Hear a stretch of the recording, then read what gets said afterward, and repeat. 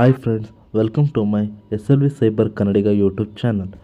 ಇವತ್ತು ನಾವು KSCAB ಅಂದರೆ Karnataka school examination assessment board ಕಡೆಯಿಂದ ಸೆಕೆಂಡ್ ಕಾಪಿ ಹಾಗೂ ಥರ್ಡ್ ಕಾಪಿ ಮತ್ತು ಫೋರ್ತ್ ಕಾಪಿ ಮಾರ್ಕ್ಸ್ ಕಾರ್ಡ್ನ ಯಾವ ರೀತಿ ನಾವು ತೊಗೋಬೋದು ಅನ್ನೋದನ್ನ ಈ ವಿಡಿಯೋದಲ್ಲಿ ನಾನು ತಿಳಿಸ್ಕೊಡ್ತಾ ಇದ್ದೀನಿ. ಮೊದಲು ನಾವು KSCAB ಅನ್ನೋ ಒಂದು ವೆಬ್ಸೈಟ್ ಲಿಂಕ್ನ ಕ್ಲಿಕ್ ಮಾಡುವ ಮುಖಾಂತರ ಯಾವ ರೀತಿ ಅಪ್ಲೈ ಮಾಡೋದೆಂದು ತಿಳಿಸ್ಕೊಡ್ತಾ ಇದ್ದೀನಿ. ಫಸ್ಟು ನೀವು ಗೂಗಲ್ಗೆ ಹೋಗ್ಬಿಟ್ಟು KSCAB ಅಂತ ಚೆಕ್ ಮಾಡಿದ್ರೆ ಅದರಲ್ಲಿ ಮೊದಲನೇ ವೆಬ್ಸೈಟ್ ಆಗಿರೋದು ಈ ವೆಬ್ಸೈಟ್ ಆಗಿರುತ್ತೆ. ಇದಕ್ಕೆ ನಾವು ಹೋಗ್ಬಿಟ್ಟು ನೆಕ್ಸ್ಟು ಅಪ್ಲಿಕೇಶನ್ ಅನ್ನೋದಿರುತ್ತೆ. ಅಪ್ಲಿಕೇಶನ್ ಮೇಲೆ ಕ್ಲಿಕ್ ಮಾಡಿದಾಗ ಈ ರೀತಿ ಫಾರ್ಮ್ ಓಪನ್ ಆಗುತ್ತೆ.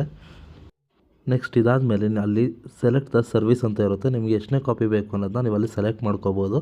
ಅದಾದಮೇಲೆ ಟೈಪ್ಸ್ ಆಫ್ ಸರ್ವಿಸ್ ಅಂತ ಇರುತ್ತೆ. ಅದರಲ್ಲಿ ನಿಮಗೆ ಜನರಲ್ ಸರ್ವಿಸ್ ಆಗಿರ್ಬೋದು ಮತ್ತು ಸ್ಪೆಷಲ್ ಸರ್ವಿಸ್ ಆಗಿರ್ಬೋದು, ಎರಡೂ ಬೇಕಾದ್ರೂ ತೊಗೋಬೋದು. ಜನರಲ್ ಸರ್ವೀಸಲ್ಲಿ ಅದು 30 ದಿನಗಳಲ್ಲಿ ಬರುತ್ತೆ. ಬಟ್ ಅದೇನಂದರೆ ಅಮೌಂಟು ಕಮ್ಮಿ ಆಗಿರುತ್ತೆ, 750 ರೂಪಾಯಿ ಆಗಿರುತ್ತೆ. ಆದರೆ ಸ್ಪೆಷಲ್ ಸರ್ವಿಸ್ ತೊಗೊಂಡಾಗ 5 ಡೇಸಲ್ಲಿ ನಮಗೆ ಸಿಗುತ್ತೆ. ಅದಕ್ಕೆ ಅಮೌಂಟ್ ಸ್ವಲ್ಪ ಜಾಸ್ತಿ ಆಗುತ್ತೆ, 1750 ಅರೌಂಡ್ ಆಗುತ್ತೆ. ಬಟ್ ಈ ಎರಡರಲ್ಲಿ ನಾವು ಯಾವುದಾದ್ರೂ ಒಂದು ಸರ್ವೀಸಸ್ನ ಮಾತ್ರ ತೊಗೋಬೋದು. ನೆಕ್ಸ್ಟ್ ಬಂದ್ಬಿಟ್ಟು ಅಪ್ಲಿಕೆಂಟ್ ಡೀಟೇಲ್ಸ್. ನಿಮ್ಮ ಅಪ್ಲಿಕೆಂಟ್ ಡೀಟೇಲ್ಸ್ ಆಗಿರುವಂತಹ ರಿಜಿಸ್ಟರ್ ನಂಬರ್ ಆಗಿರ್ಬೋದು, ತಂದೆ ಹೆಸರಾಗಿರ್ಬೋದು, ಹಾಗೂ ಯಾವ ವರ್ಷದಲ್ಲಿ ಪಾಸಾಗಿದ್ದು ಮತ್ತು ಯಾವ ಮಂತಲ್ಲಿ ಪಾಸಾಗಿದ್ದು, ಮತ್ತು ಕಾಂಟ್ಯಾಕ್ಟ್ ನಂಬರ್ ಆಗಿರ್ಬೋದು, ವಿದ್ಯಾರ್ಥಿಯ ಕಾಂಟ್ಯಾಕ್ಟ್ ನಂಬರ್ ಆಗಿರ್ಬೋದು, ವಿದ್ಯಾರ್ಥಿಯ ಹೆಸರಾಗಿರಬಹುದು, ಮತ್ತು date of birth, year of passing, email ID of the candidate. ಇಲ್ಲಿ ಮೇಲ್ಗಡೆ ಫಾರ್ಮಲ್ಲಿ ಏನು ಕೇಳ್ತಾ ಇದ್ದಾರೋ ಆ ಫಾರ್ಮ್ಸ್ನೆಲ್ಲ ನಾವು ಫಿಲ್ ಮಾಡ್ತಾ ಹೋಗಬೇಕು. ಓಕೆ, ಈಗ ನಾವು ಫಾರ್ಮ್ನ ಫಿಲ್ ಮಾಡ್ತಾ ಹೋಗೋಣ. ಅಪ್ಲಿಕೆಂಟ್ ಡೀಟೇಲ್ಸಲ್ಲಿ ಮೊದಲನೇದಾಗಿ ನಾವು ನಮ್ಮ ರಿಜಿಸ್ಟರ್ ನಂಬರ್ನ ಹಾಕಬೇಕು. SLCದು ಅಥವಾ PUCದು ಯಾವುದಾದ್ರು ನಿಮಗೆ ಯಾವ ಸರ್ಟಿಫಿಕೇಟ್ ಬೇಕೋ ಆ ಸರ್ಟಿಫಿಕೇಟ್ ನಂಬರ್ನ ಅಲ್ಲಿ ಜನ್ರೇಟ್ ಮಾಡಬೇಕಾಗುತ್ತೆ. Next name of the candidate, ನಾವು ಕ್ಯಾಂಡಿಡೇಟ್ ಹೆಸರನ್ನು ಅಲ್ಲಿ ಫಿಲ್ ಮಾಡಬೇಕು. ನೆಕ್ಸ್ಟ್ ಕ್ಯಾಂಡಿಡೇಟ್ ಹೆಸರನ್ನು ನಾವು ಫಿಲ್ ಮಾಡ್ತಾ ಇರಬೇಕಾದ್ರೆ ನೆಕ್ಸ್ಟ್ ಫ್ಯೂ ಡೀಟೇಲ್ಸ್ ಬಂದ್ಬಿಟ್ಟು ತಂದೆ ಹೆಸರು. ಮಾರ್ಕ್ಸ್ ಕಾರ್ಡಲ್ಲಿ ನೀವು ಯಾವ ರೀತಿ ನಿಮ್ಮ ತಂದೆ ಹೆಸರು ಕೊಟ್ಟಿರ್ತೀರಾ ಅದೇ ರೀತಿ ನಿಮ್ಮ ತಂದೆ ಹೆಸರನ್ನ ನಾವು ಇಲ್ಲಿ ಫಿಲ್ ಮಾಡ್ತಾ ಹೋಗಬೇಕು. ನೆಕ್ಸ್ಟ್ ತಂದೆ ಹೆಸರು ಫಿಲ್ ಮಾಡ್ತಾ ಹೋದ್ಮೇಲೆ ನಾವು next ಹೋಗಬೇಕಾಗಿರೋದು date of birth.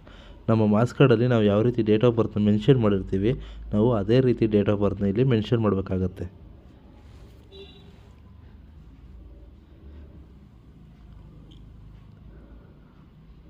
Okay, ನಾನಿಲ್ಲಿ ಕಸ್ಟಮರ್ ಡೀಟೇಲ್ಸ್ನ ನಾನು ಫಿಲ್ ಮಾಡ್ತಾ ಹೋಗ್ತಾ ಇದ್ದೀನಿ.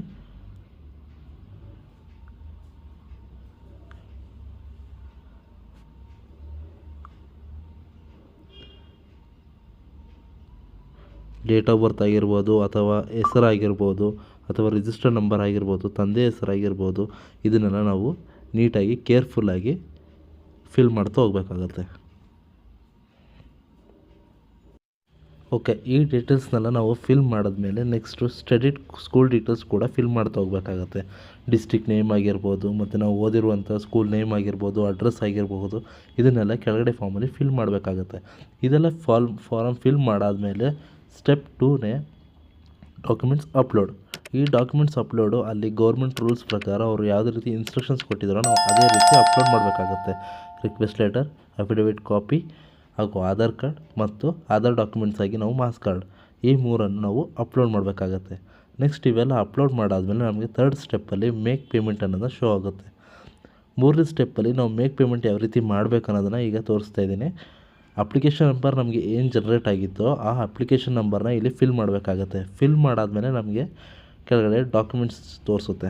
ಅದಾದಮೇಲೆ ಇಲ್ಲಿ 2 ಆಪ್ಷನ್ ಬರುತ್ತೆ, ಒಂದು ಆನ್ಲೈನ್ ಪೇಮೆಂಟ್ ಮತ್ತು ಆಫ್ಲೈನ್ ಪೇಮೆಂಟ್. ಇದರಲ್ಲಿ ನಮಗೆ ಯಾವ ರೀತಿ ಪೇಮೆಂಟ್ ಬೇಕು ಅನ್ನೋದನ್ನು ನಾವು ಚೂಸ್ ಮಾಡ್ಕೊಬೇಕು.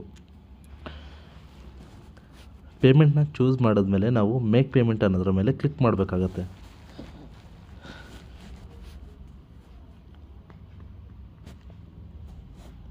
ಓಕೆ, ನಾವೀಗ ಮೇಕ್ ಪೇಮೆಂಟ್ ಮೇಲೆ ಕ್ಲಿಕ್ ಮಾಡಿದ್ದೀವಿ. ನೆಕ್ಸ್ಟ್ ನೋಡಿ ಈ ಥರ ಪೇಮೆಂಟ್ ಶೋ ಆಗುತ್ತೆ. ಪೇಮೆಂಟ್ ಶೋ ಆದಮೇಲೆ ನಾವಲ್ಲಿ ಪೇಮೆಂಟ್ ನೌ ಅಂತ ಇದೆಯಲ್ಲ ಅದರ ಮೇಲೆ ಪೇ ಮಾಡಬೇಕಾಗತ್ತೆ. ಓಕೆ, ನೆಕ್ಸ್ಟ್ ಈಗ ನಮಗೆ ಬೇಕಾಗಿರೋದು ಪೇಮೆಂಟ್ ಮೆಥಡ್. ಈ ಪೇಮೆಂಟ್ ಮೆಥಡಲ್ಲಿ 2 ಆಪ್ಷನ್ ಇರೋದು, ಒಂದು ನೆಟ್ ಬ್ಯಾಂಕಿಂಗ್, ಇನ್ನೊಂದು ಮತ್ತು ಕ್ರೆಡಿಟ್ ಮತ್ತು ಡೆಬಿಟ್ ಕಾರ್ಡ್. ಇದರಲ್ಲಿ ಯಾವುದೇ ರೀತಿ QR ಕೋಡ್ ಸ್ಕ್ಯಾನರ್ ಅಥವಾ UPI ID ಇದು ಯಾವುದು ಕೂಡ ಬರೋದಿಲ್ಲ.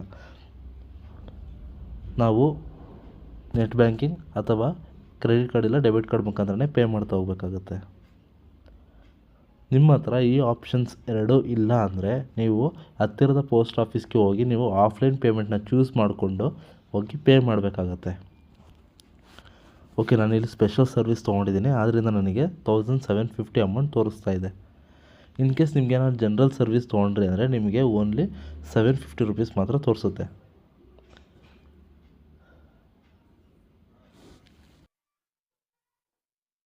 ಕ್ರೆಡಿಟ್ ಕಾರ್ಡ್ ಇರೋದ್ರಿಂದ ನಾನು ಕ್ರೆಡಿಟ್ ಕಾರ್ಡ್ ಮುಖಾಂತರ ಪೇಮೆಂಟ್ ಮಾಡ್ತಾಯಿದ್ದೀನಿ. ಓಕೆ ಫ್ರೆಂಡ್ಸ್, ಇದಾಗಿತ್ತು ಇವತ್ತಿನ ವೀಡಿಯೋ. ಆದಷ್ಟು ವೀಡಿಯೋನ ಲೈಕ್ ಮಾಡಿ, ಶೇರ್ ಮಾಡಿ, ಸಬ್ಸ್ಕ್ರೈಬ್ ಮಾಡಿ. Thank you.